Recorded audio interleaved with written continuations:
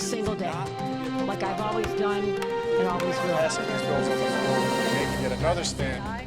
Welcome to this week's edition of New York Now. I'm Elise Klein. Tuesday night, State Assemblymember Zohran Mamdani made history becoming the city's youngest mayor and first Muslim and first South Asian mayor.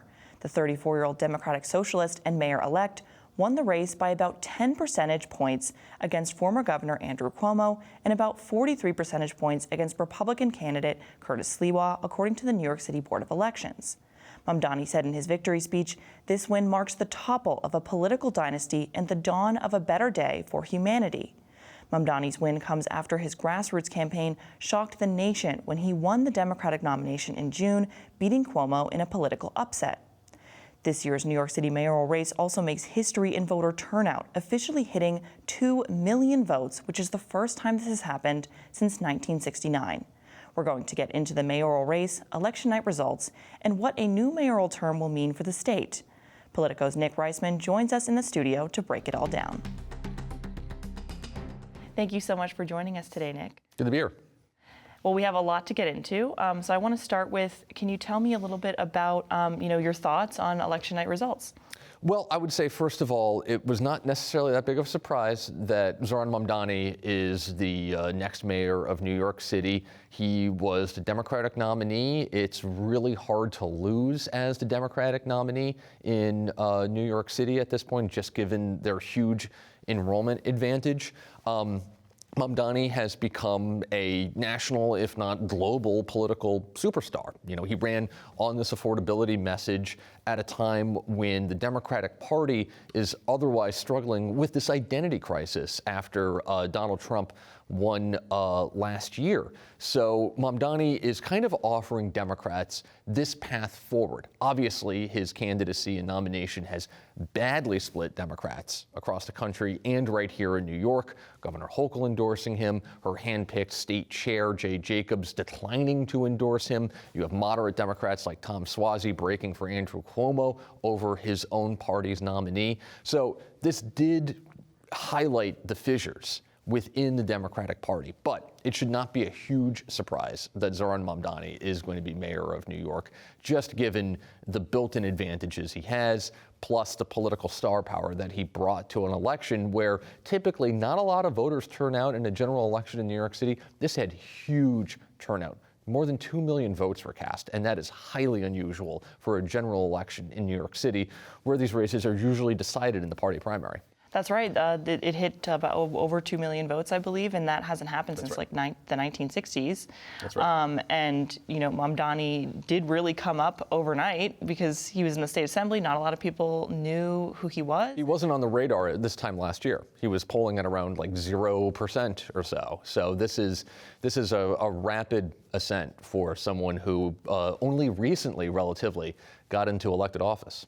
So that gets into my next question here. What do you think separates him from other political leaders? In his victory speech, he had talked about how this is a dawn of a better day for politics and kind of the topple of a political dynasty. Well, it's certainly the dawn of a new day in New York politics. It is really signaling the end of a particular era, I think, in New York City politics, at minimum, but potentially New York politics overall.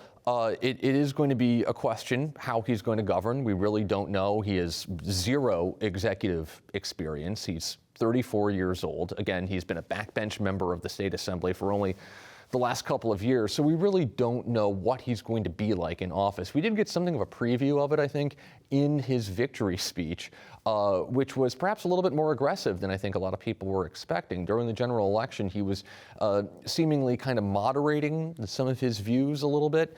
In the victory speech, he quoted Eugene Debs, who was kind of the founder of the socialist movement in the United States, and he took a rather far more aggressive posture on what he wants to get done. Right, and he seems like he's sort of coming out the gate a little bit because he did put up, I noticed his website, a transition period. He's already sort of started a little bit on that messaging. Yeah. So he seems to be kind of ahead of it.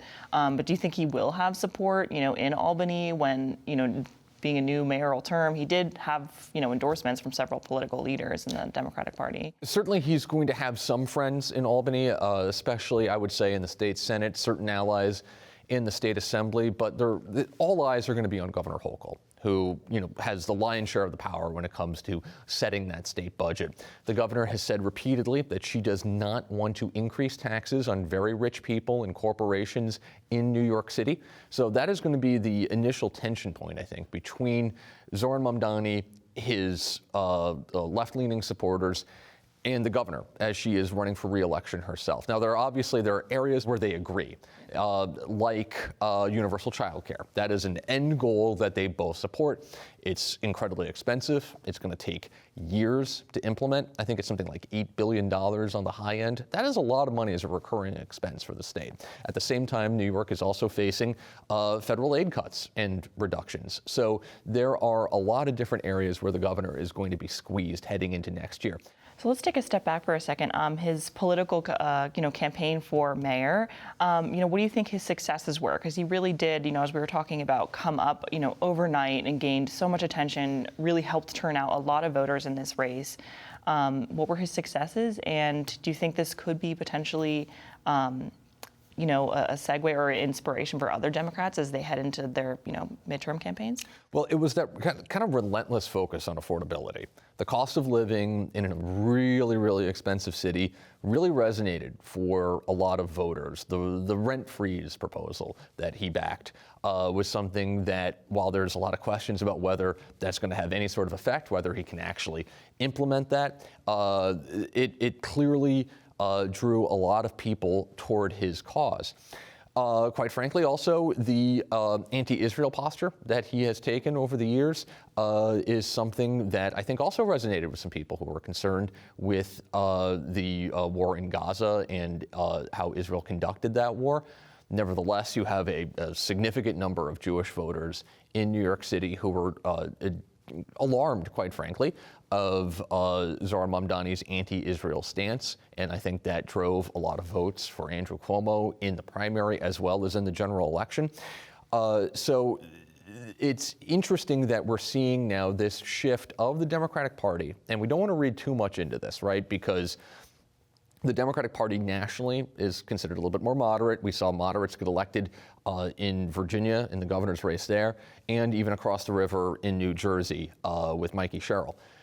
All of that said, this appears to be some sort of roadmap. I don't know where that road ultimately takes the Democratic Party, but he was able to successfully message to voters, here are the three things that I stand for. It was the fast and free buses, the tax hike, childcare, the rent freeze, that all kind of resonated with them. And he was able to translate into a major victory. I think so too. He kept it really simple with just, right. I'm going to freeze your rent, I'm going to make buses faster. Really simple messaging that I think people really resonated with. Where do you think Cuomo went wrong with his campaign messaging?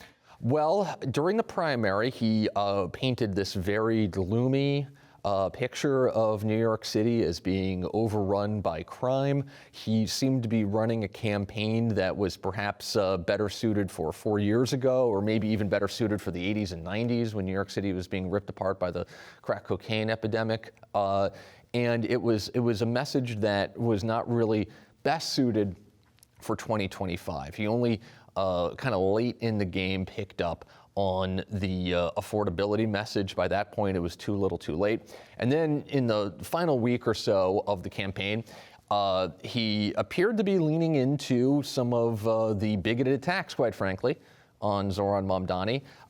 He appeared to agree, or at least he didn't initially disagree when a conservative-leaning radio host he was on with suggested that Mamdani would have cheered the September 11th attacks. His campaign posted and then later deleted an artificially intelligence-created video that portrayed Mamdani supporters as being either like a black pimp or a domestic abuser. I mean, stuff that was really nasty, quite frankly.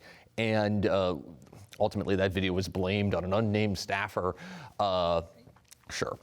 Nevertheless, this kind of fed into the perception that Cuomo has earned over decades in New York politics as being very aggressive and sharp-elbowed. And it was just not something that was perhaps best suited for this moment in New York politics. Now, his campaign will say that in the general election, they put together this coalition that was highly unusual of Republicans, moderate Democrats. They tried to make inroads with the South Asian communities, with the Muslim community by visiting mosques for the first time. It clearly, though, was not enough. He got an endorsement from President Trump at the very end. That may have actually helped him, I think. We saw Curtis Sliwa get about 7 or 8% of the vote. He had been polling in the low teens. So it's not unlikely that Cuomo perhaps won parts of conservative areas like Staten Island in New York City that he otherwise would not have gotten. But also, Donald Trump is highly unpopular in New York City, highly unpopular. And that also may have helped push Zohran Mamdani slightly above 50% in order for him to claim a mandate going into next year. And speaking of, Donald Trump, what do you think this next mayoral term will mean, not just for the city and the state, but also the nation? We're really going to be watching closely what the president and what the White House do over the next couple of months. Donald Trump has already suggested that he's going to be cutting federal aid to New York City as a result of Mamdani's election. The president hasn't ruled out sending in the National Guard to patrol New York City streets.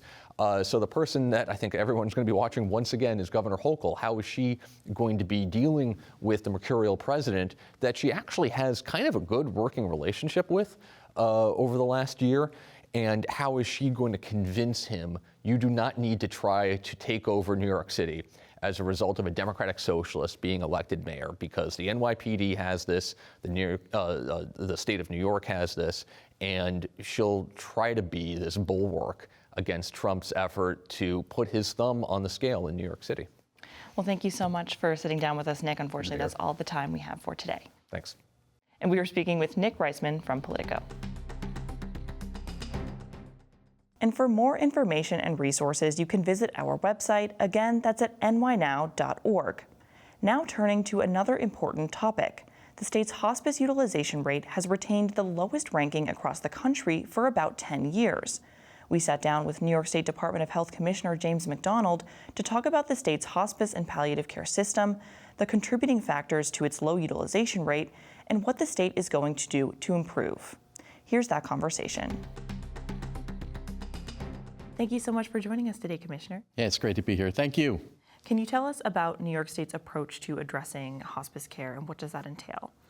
Yeah, it's interesting. Last year, we started in the department the Center for Palliative Care and Hospice Care. It was reflecting one of the governor's priorities. When you think about these concepts, though, I don't think most people understand what hospice is and what palliative care is. And hospice is really to help you with the end-of-life journey. It's really for someone who's in the last 6 months of life, but an experienced, compassionate healthcare provider to help you with that end-of-life journey. When you think of palliative care, that's really just to help you be comfortable, but it may not be connected to an end-of-life journey. So they're a little bit different. But this is something we're spending a lot more attention on at the New York State Department of Health, in particular in the last year, trying to really make it more aware to people what it is and how it can help people. And New York, as I'm sure you know, is ranked 50th compared to other states across the country in terms of hospice utilization. What do you think is contributing to this? Yeah, we are last in the country when it comes to hospice utilization, and that concerns me. Now, part of what I think contributes to it is I don't think people generally know what hospice is.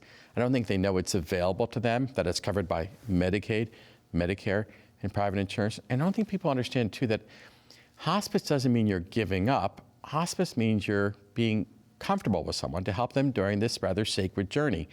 And one of the things about hospice, too, is it isn't just for the end of life time. They're there to support the family for a full year after someone's passed away.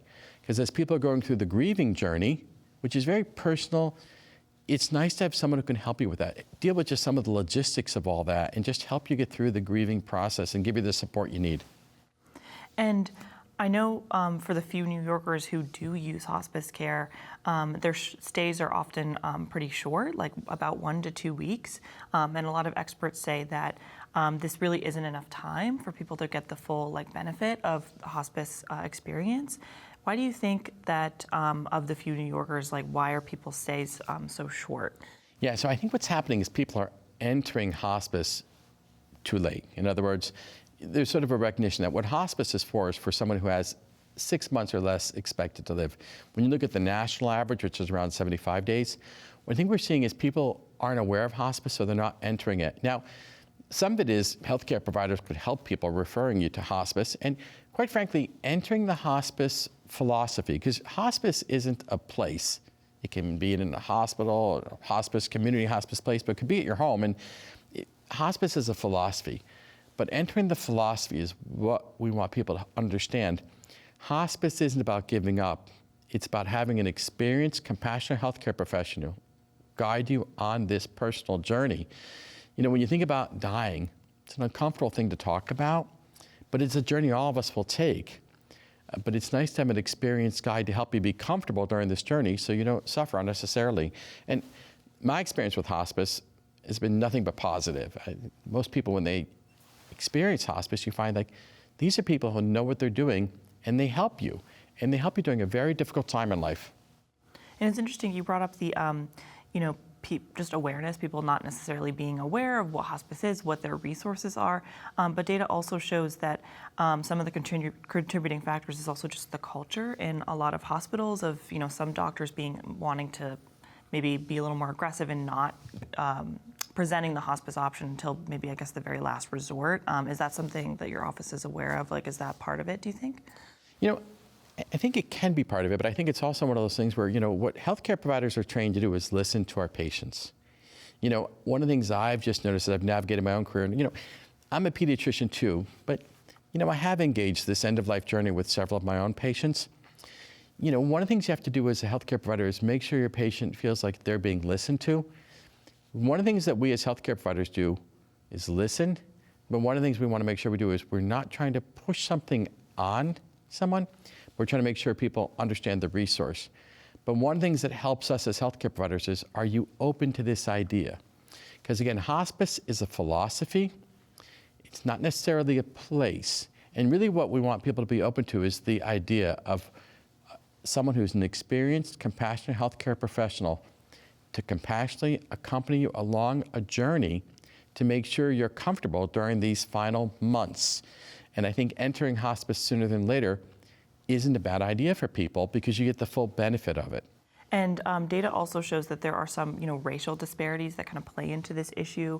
Can you tell me what the state is doing to address this? Yeah, some of this is based on our culture, and how we are brought up talking about this. So what we're trying to do is make sure the public understands what hospice is, how it's available to people, but also working with community leaders to talk about hospice. There's certain times where you want to hear about something from people you know and trust. And one of the things we just have to acknowledge as a people is talking about death is uncomfortable. Although it's something that's going to happen to all of us, we're not used to doing this as a culture. And so you have to create the right space and time to talk about that. And this is part of why people need to not just talk about, but be prepared for it, because it's more than just hospice, right? In other words, you need to have a healthcare proxy. You need to have a living will. These are things that are part of an advanced directive. But you need to know what a medical order for life-sustaining treatment is. In other words, you as a person get a lot of control over what your end-of-life experience looks like. And that's part of what we're doing, is trying to help people understand what are my options. And I want to move on to the next part of this issue, for-profit hospice care, which I want to know from you, what does this look like in the state? Yeah, so New York does allow for-profit right now. And right now, what we've seen in New York is positive results. Now, we only have 39 hospices in New York State. Only 2 are for-profit. But what we've seen in New York has so far been positive. Other states have had different experiences. So, and I think it really gets to this issue of, when you think about who are the people who generally go work with hospice, they're generally compassionate, kind people who really look at this as more of a mission than an opportunity to make money. This is what I've noticed about people who actually work in hospice. Mm-hmm. And I know that there's a bill to ban this practice, one that was vetoed twice already, but it did pass again this year in both houses and will go to the governor's desk. I'm wondering, what do you think about this issue when it comes to banning this kind of practice? And do you hope the governor potentially signs this? Yeah, so we can't get ahead of the governor on something like this, right? Like, she hasn't decided on a bill. She hasn't decided yet, so I can't comment any pending legislation. What I can say is she's a very thoughtful, deliberate individual who cares deeply about people. I interact with her a lot. She gives things a great deal of thought. So we'll see where it goes this year. Mm-hmm. And can you tell me, if this were to pass, like what would that mean for the state? Yeah, so interesting, if we're already last in the country with hospice access and we don't have this option, it just creates a new challenge for us. And I think that's just one of the things we'd have to roll with that. We're the Department of Health. We generally know how to solve problems and improve people's lives. So if it comes to where we can't have them, we'll figure it out. But we have to wait and see what the governor's going to do on this. And can we talk about next, what is the state's progress on this, initiatives to try and boost the progress here? I know you kind of touched on this, that there's only 39 facilities. I know that's one of the contributing factors data has also shown, is that there just aren't enough care facilities for people to go to. Yeah, so we didn't just create a Center for Palliative and Hospice Care at the department last year. That's something we did. There's also us looking at the certificate of need methodology so we can actually have more in New York State. We're also doing some public education, right? Like we're participating with, this happened to be Hospice and Palliative Care Awareness Month, right? But we're doing public education, and some of that's through talking to you, but some of that's through social media, some of it's working with community partners. Some of it's, doing things like supporting this Going Your Own Way film that's coming out, and part of it's just working with partners and working with healthcare providers so people understand what hospice is. It's an option, and an option that I think people should try to study seriously, because it's probably one of those things where if you've got less than 6 months to live, you want to avail yourself to something that's going to make you more comfortable. And this is something like, I don't know what the journey is going to look like for me, but as I get into this point in my life, I anticipate engaging with hospice when the time comes for me and my family. Can you talk about, you've mentioned the Center for, Hospice and Palliative Care, like what does that look like in the stages of where it is right now, and how could it benefit New York? Yeah, so what it looks like for us is we have hired professional staff to work in this, so we now can interact with the 39 hospices, much more regularly. It looks like creating policy, helping review the certificate of need methodology, updating any regulations, and really looking at what are the strategies we need to do to engage with community partners, because really that's how this changes, right? And then how do we engage with healthcare providers, right? Because one of the things we want to make sure healthcare providers do is have all the skills they need to make sure they can talk to their patients about this. Mm-hmm. And through my research and a lot of data that accumulates, looks like this has been, ranking for New York has been last since about 2014. I'm wondering, how long has the state been, fighting this issue, and what progress has been made, in your opinion, so far over these years? Yeah, so I can only speak to what I've been doing since January of 23, when I took over as commissioner. But this is part of why we created the Center for Palliative Care and Hospice Care. But one of the things we've been doing is making sure people understand the other tools that are out there, right? An advance directive. What is that, right? It's a living will plus a healthcare proxy, other legal documents to help make sure when you're passing away, your wishes are carried out. One of the things about a healthcare proxy in particular that's really important is you want to pick someone who's going to carry out your wishes. Other things we've done is update the medical order for life-sustaining treatment, right? Another tool that people can have when you're approaching terminal illness, right?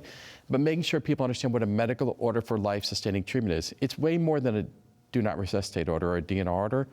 And this is important. My mom, for example, who's part of going through her own end-of-life journey right now, has a medical order for life-sustaining treatment that we helped figure out for her, because we know what her wishes were. This is one of, I think, the important points here. Is really important to make sure people know what are your wishes when this time comes, because you don't want to give up control over something that's so personal to you and so important to you. And legislative session is coming up here. We're about to start back up in January. What are your goals heading into the next session in terms of addressing this issue? Yes, we have to see where the legislature is on this issue here. I think we just need to see where medical aid in dying ends up and where the for-profit hospice ends up. But what we like whenever we deal with the legislature is partnership. What I'm hoping we can get is partnership on making sure legislators are working with their constituents to make sure their constituents understand what hospice is. The Department of Health has information on our webpage, but really maybe demystifying some of the myths about hospice, right? Like, in other words, once you enter hospice, you can revoke it if it's not working for you, but hospice is covered by Medicaid, by Medicare, by your health insurance. Just getting some information out there, and hospice isn't necessarily a place, it's a philosophy. And as you know, the state budget is such a big part of legislative session every year. Do you have any goals going into the budget season in terms of what you would like to see for what could address this issue? Yeah, it's really hard to plan for this budget right now until we see the federal government accomplish their budget, which has been a problem this year, more so than past years, I might add. But I think therein lies sort of the mystery for this year is we have to see what the federal government's doing. Right now, New York's in a better position than we were even a few months ago. Hopefully that'll only improve. Well, unfortunately, that's all the time we have for today, but thank you so much for sitting down with us, Commissioner. Thank you so much. And we were speaking with New York State Health Department Commissioner James McDonald. And for more information and resources on the state's hospice care, you can visit our website. Again, that's at nynow.org. You can also go to wmht.org or the free PBS app and find out more about the journey of end-of-life care featured in Go Your Own Way, a documentary now available for streaming. Well, that does it for this week's edition of New York Now. Thank you for tuning in, and see you next week.